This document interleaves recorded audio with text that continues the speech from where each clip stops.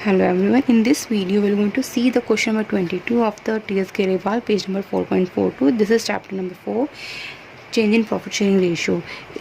इस जो क्वेश्चन की जो रिक्वायरमेंट है वो है journal entries and the preparation of the revaluation account. So let's begin with the question first. What are the given things here. ABC 3 partners हैं, उनकी ओल्ड रेशियो है 5:3:2, उनकी न्यू रेशियो इक्वली है 1:1:1। हमने जो सबसे पहले जो देखना है ऐसे क्वेश्चंस में, हमेशा जो भी डिस्ट्रीब्यूटेबल जो हमारे एक्यूमुलेटेड लॉसेज हैं, प्रॉफिट है, जो रिजर्व है, हमें उन्हें देखना है। एंड जब हमने वो वीडियो डिस्कस की थी तब मैंने आपको बताया था there are such 9 items in total जो आपको बैलेंस शीट में आइडेंटिफाई करने होते हैं। लायबिलिटीज़ में होते हैं 5 एंड एसेट्स में होते हैं 4। लायबिलिटीज़ के लिए एक्रोनिम मैंने आपको दिया था, वो था बच्चा आपका राइप GW, एंड एसेट्स में मैंने आपको दिया था GDPA। सो लेट्स सी कि राइप GW में से कौन सा हमारे पास गिवन है। Yes, you are having G general reserve and I investment fluctuation reserve. ठीक है, सो एसेट्स में देख लेते हैं एडवर्टाइजमेंट सस्पेंसेस देयर, ए वहाँ पे जो था। नाउ लेट्स सी कि हमारी एडिशनल इन्फॉर्मेशन क्या दी हुई है। देखो वैल्यू ऑफ द गुड जो एसेट है, जैसे नाम है उसका land and building, be decrease. देखो अगर इस वीडियो से पहले देखो मैं सजेस्ट करूँगी आपको कि आप जो मैंने आपको रीवैल्यूएशन अकाउंट की जो वीडियो आपको जो मैंने आपको जो है टैग किया हुआ है उसके लिए आप उसको जो है पहले रेफ़र करें, तब आपको ये चीज़ें बहुत सिंपल और इजी वे में क्लियर हो जाएंगी। ठीक है, so let's see again here. वहाँ पे मैंने आपको बताया था अगर आपकी जो है एसेट्स जो हमारी डेबिट साइड है, क्रेडिट साइड, डेबिट साइड हमारी साइड थी और क्रेडिट साइड हमारी हैप्पी साइड थी।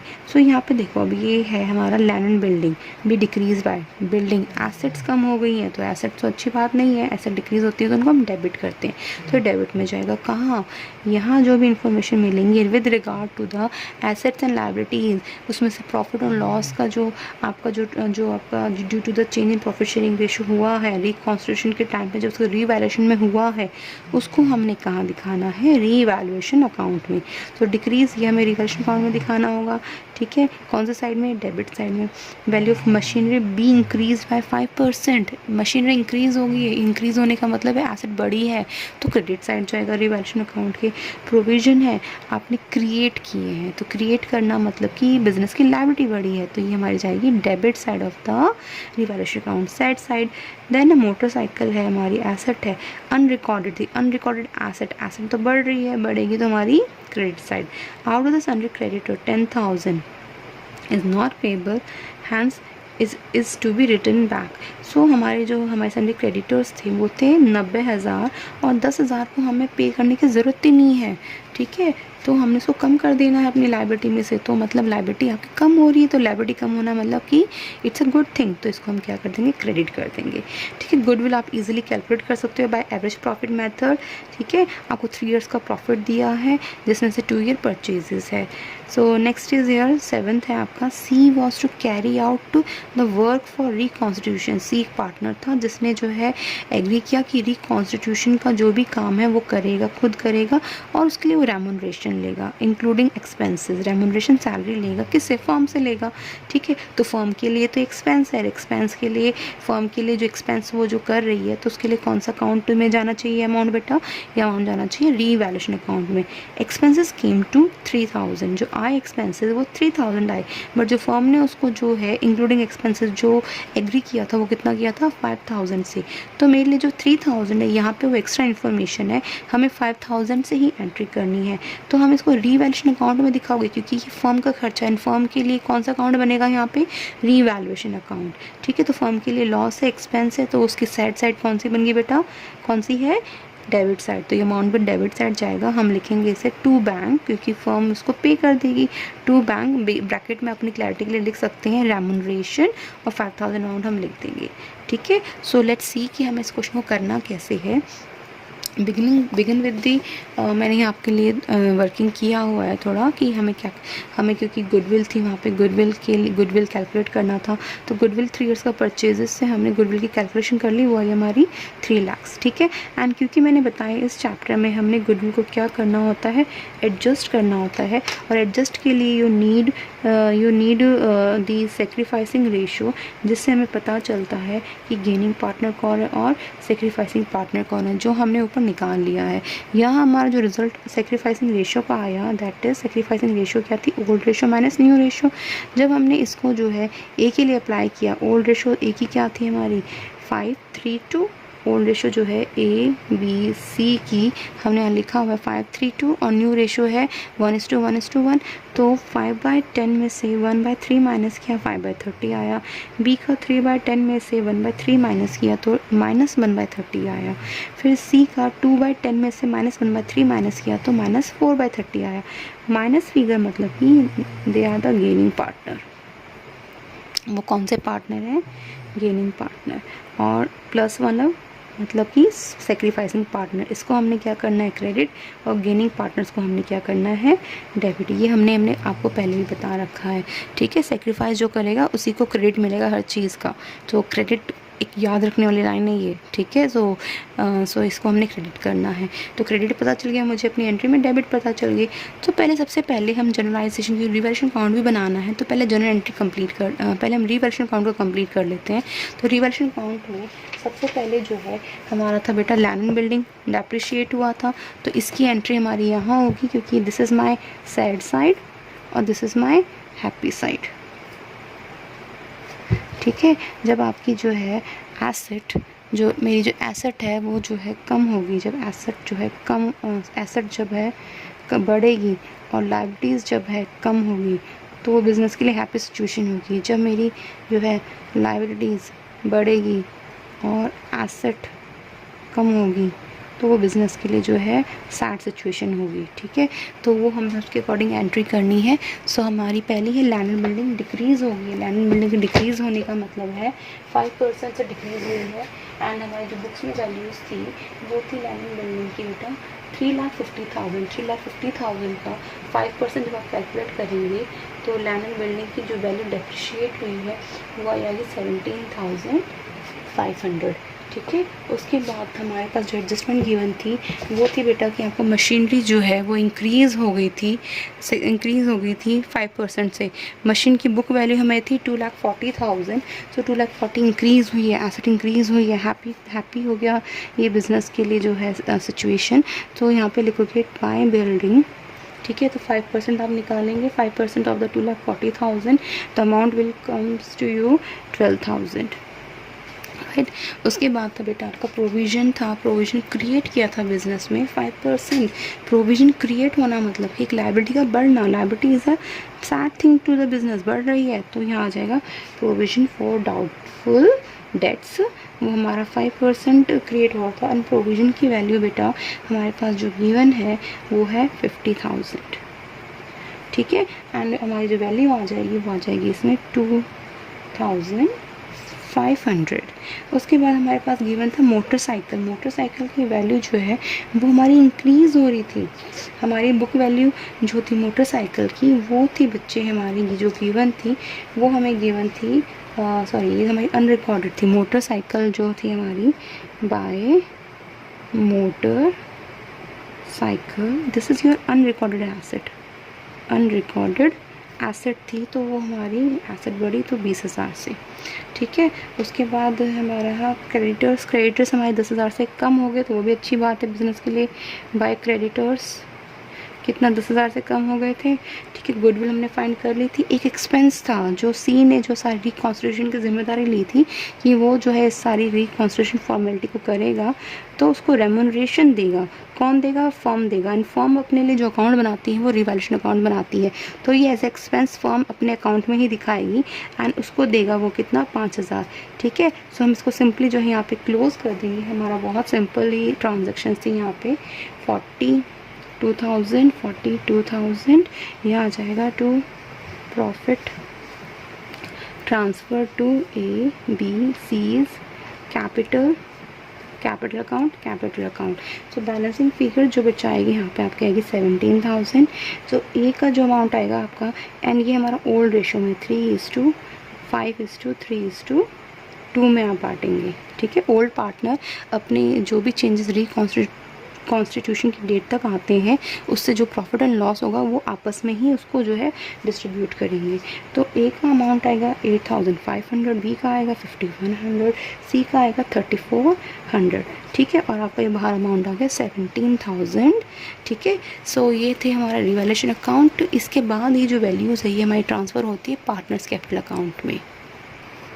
Now coming to the journal entries, and सबसे पहले जर्नल एंट्रीज़ के लिए हमने जो है लायबिलिटीज़ और एसेट्स में से reserves and profit and losses के आइटम्स को देखना है। अगर इनसे रिलेटेड आइटम्स जो हैं हमारे अगर गिवन है तो हमें उनको पहले क्या करना पड़ेगा, डिस्ट्रीब्यूट करना पड़ेगा, अनलेस आपको ये ना बोला गया हो कि आपको वो अमाउंट एडजस्ट करने हैं। तो वेरी फर्स्ट अमाउंट जो यहाँ गिवन है वो है जनरल रिजर्व। जनरल रिजर्व का अमाउंट कितना है बेटा, 60,000, एंड 60,000 का जो है ये ओल्ड पार्टनर ओल्ड रेशो में ले जाएंगे। तो इसकी जनरल एंट्री कैसे बनेंगे, लेट्स सी। क्योंकि जनरल रिजर्व अब जो है बिज़नेस से जो है ख़त्म हो रहा है, पार्टनर्स को लेके जा रहे हैं, आपस में डिस्ट्रीब्यूट कर रहे हैं, तो आपकी जो है लायबिलिटी अब क्या होगी, ख़त्म हो गई, कम हो गई, तो उसको हमने कर दिया बेटा डेबिट। एंड कौन ले गया, to A B and C. General reserve का अमाउंट था 60,000, एंड इसको ए बी सी जो है 532 में बांट लेंगे तो 30,000, 18,000 एंड 12,000 उसका अमाउंट आ जाएगा, ठीक है। Being general reserve distributed by old partners in old ratio, ये आप जो है नरेशन लिख सकते हैं। सेकेंड एंट्री थी हमारी बेटा यहाँ पे, वो थी with regard to the IFR। IFR के लिए यहाँ पे जो है हमें देखना पड़ेगा कि जो है हमारे पास 30,000 है, एंड मैंने कहा था IFR के लिए इससे रिलेटेड जो है आपको एक एसेट भी मिलेगी, ठीक है। So let's see how to deal with this. So IFR related मैं जो हूँ वर्किंग नोट यहीं बना रही हूँ। IFR का जो अमाउंट बैलेंस शीट में लायबिलिटीज़ में गिवन है वो 30,000, एसेट्स में जो इन्वेस्टमेंट गिवन है, IFR is investment fluctuation reserve, तो इन्वेस्टमेंट फ्लक्चुएशन रिजर्व की जो कॉरस्पॉन्डिंग इन्वेस्टमेंट का अमाउंट है वो है 1 लाख, बट उसकी जो मार्केट वैल्यू जब रीवैल्यू की गई तो वो 90,000। आपकी बुक वैल्यू है 1 lakh, market value 90,000। It means business को जो है, बिजनेस में जो है इन्वेस्टमेंट की वैल्यू कितनी कम हो गई, ये हमारी जो है कम हो गई है। कम हो गई है, कितने से कम हो गई है, 10,000 के लिए। एंड देखो कम हो गई कोई बात नहीं, क्योंकि आप इसी जो है फ्लक्चुएशन को मैनेज करने के लिए आपने IFR बना रखा है, तो वो इसको कंपनसेट कर देगा इस अमाउंट को। तो IFR में अमाउंट आपके पास 30,000 है, तो ईजिली आप जो है ये अमाउंट यहाँ से इसकी फ्लक्चुएशन कंट्रोल करने के लिए यूज़ कर सकते हैं, ठीक है। तो ये जो आपकी इन्वेस्टमेंट कम हुई है इतने अमाउंट से 10,000 से, तो आप जो है IFR यूज़ करेंगे, ठीक है। IFR यूज़ कर लिया आपने, तो अब आपके पास ये आपकी जो इन्वेस्टमेंट कम हुई थी उसका कंट्रोल करने के लिए फ्लक्चुएशन को आपने उसको माइनस कर दिया, तो अब आपके पास IFR कितना बच गया, you are now having 20,000 after controlling the fluctuation of the investment. Now the balance amount in IFR is 20,000। अब इसकी जो है हम लोग जनरल एंट्री कैसे पास करेंगे, लेट्स सी। देखो IFR being an your liability, हमने बुक से ख़त्म करना है तो लायबिलिटी ख़त्म करनी है। लायबिलिटी कितने से ख़त्म हो जाएगी, आपके IFR कितने का है, 30,000 का। एंड 2 देखो इन्वेस्टमेंट हमारी इस क्वेश्चन में कम हुई है, क्योंकि आपकी एसेट है, ये एसेट कम हुई है, कितने से कम हुई है, 10,000 से। एंड इसके बाद तो बैलेंस तो नहीं कर रहा है, तो 20,000 बैलेंस है ना, जो किस में बचा हुआ है, आपके रिजर्व में। तो ये जो रिजर्व में पैसा है ये कौन बांटेगा आपस में, A, B और C। कौन सी रेशियो में, इन ओल्ड रेशो में। कितना बैलेंस, 20,000, एंड इसको वो तीनों आपस में बांटेंगे किसमें, old ratio, that is 5, 3 and 2। तो 5, 3 एंड 2 में आपका जो अमाउंट आएगा बच्चा वो आएगा आपका यहाँ पे 10,000 for the A, 6,000 for the B and 4,000 for the C, ठीक है। सो आप लिख सकते हैं being investment fluctuation reserve distributed, ठीक है। सो ये हो गया हमारा लायबिलिटी साइड के दोनों डिस्ट्रीब्यूटेड प्रॉफिट्स को हमने बांट दिया है। एक हमारा लॉस के नाम पे एडवर्टेंस सस्पेंस जो है वो एसेट में लिखा हुआ है, इट्स योर फिक्टिशियस एसेट, ठीक है। It's asset by name only but it is not so. तो 5,000 ये भी बिज़नेस को जो बिज़नेस में जो आपकी जो शो हो रही है बुक्स में, इसको भी जो है पार्टनर्स वापस ले जाएंगे, उनको देना पड़ेगा। सो पार्टनर्स को जब आप इसको दोगे तो इसकी एंट्री देखो, एडवर्टीजमेंट एसेट है, एसेट हमारी डेबिट होती है, इसको हमें क्रेडिट करना पड़ेगा। एंड क्योंकि ये बिज़नेस के लिए लॉस है तो पार्टनर्स को इसको डिस्ट्रीब्यूट जब करेंगे उनको भी लॉस होगा, तो लॉस के लिए हमें उनके अकाउंट को क्या करना पड़ेगा, डेबिट करना पड़ेगा। एंड क्योंकि ये जो एडवर्टीजमेंट सस्पेंस अकाउंट है, इससे हमारी एसेट क्या हो रही है, ख़त्म हो रही है। तो बच्चा आप इससे जो है आप इसको क्या कर दोगे, आप अब जो है इसको आप ख़त्म कर दोगे, आपकी लाइफ एसेट्स ख़त्म। तो उसको हम लोग क्या कर देंगे बच्चे, यहाँ पे क्रेडिट कर देंगे। तो आपकी जो एंट्री बनेगी कितने अमाउंट से क्रेडिट है, वो 5000 से। ओल्ड रेशो में ओल्ड पार्टनर्स ले जाएंगे तो 2500 आ जाएगा ए का, 1500 आ जाएगा बी का, और आ जाएगा आपका 1000 फॉर द सी। ठीक है, फिर नरेशन आप इजीली लिख सकते हैं।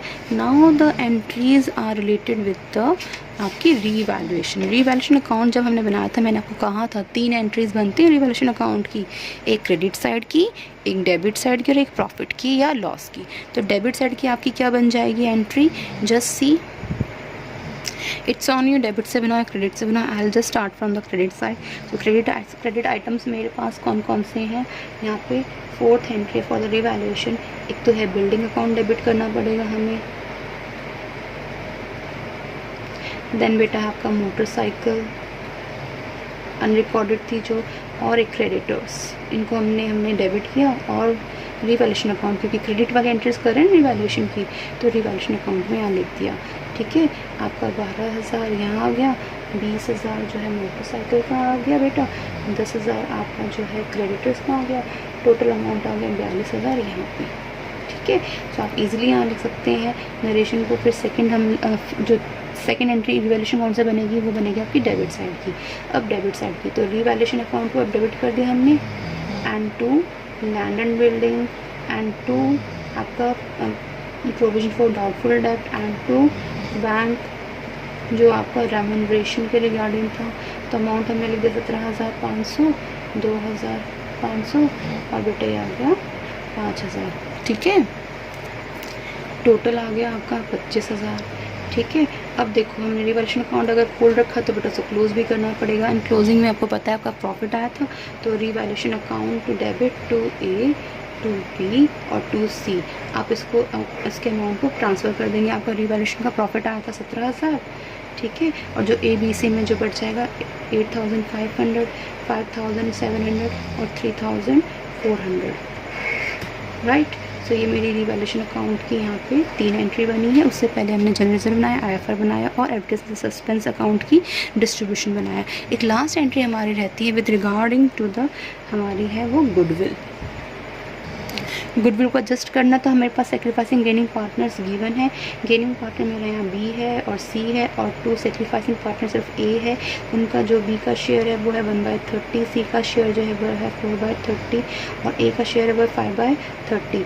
इंटू हमारा जो है 3 लाख की इसकी हमारी वैल्यू है गुडविल। तो इन सब अमाउंट को हम 3 लाख से मल्टीप्लाई कर देंगे, तो अमाउंट आ जाएगा बी का बेटा 10,000, 40,000 आ जाएगा सी का, एंड ए का आ जाएगा बेटा यहाँ 50,000। तो हम लिख सकते हैं बीइंग गुडविल एडजस्टेड।